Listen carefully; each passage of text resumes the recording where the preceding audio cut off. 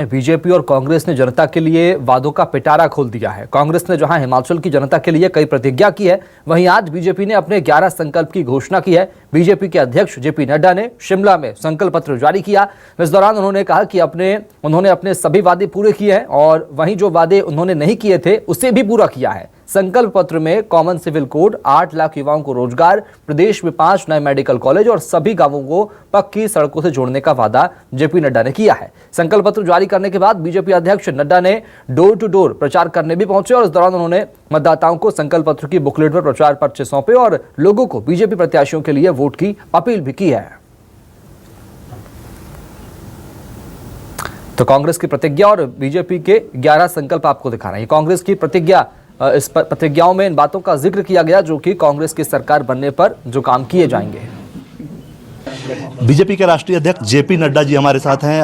नड्डा जी, चुनाव नज़दीक है, आज आपने अपना संकल्प पत्र भी घोषित कर दिया, प्रतिज्ञा पत्र भी आ चुका है, आप लोग एक दिन लेट हैं। क्या कुछ चुनौती इस बार हिमाचल में लग रही है आपको? कभी चुनौती नहीं है, लोग इस बार रिवाज बदलेंगे।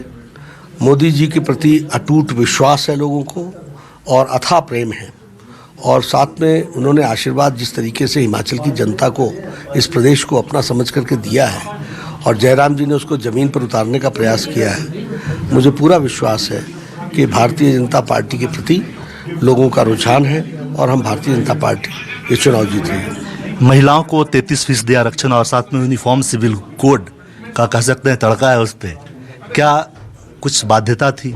नहीं, कोई बाध्यता नहीं थी। हमारी कमिटमेंट्स हैं, हम इसी तरीके से आगे बढ़ते हैं और हम बढ़ रहे हैं। तो महिलाओं का सशक्तिकरण करना, एम्पावर करना, ये हमारी इच्छा रही है, इसको हमने पूरा किया है। और इसी तरीके से ये जो आपने यूनिफॉर्म सिविल कोड की बात कही है, ये हम स्टेट्स में क्रमशः लागू कर ही रहे हैं। क्योंकि कांग्रेस की तरफ से कुछ वायदे किए गए हैं जो दूसरे राज्यों में उन्होंने किया है पूरा, आप लोग उस लाइन पर नहीं गए हैं, लेकिन समिति बनाई है उसके लिए। इसके लिए पेंशन के लिए उन्होंने जो आप लोगों ने समिति बनाई है वो कई राज्यों में लागू कर रहे हैं, तो वो एक चुनौती नहीं लगती सर?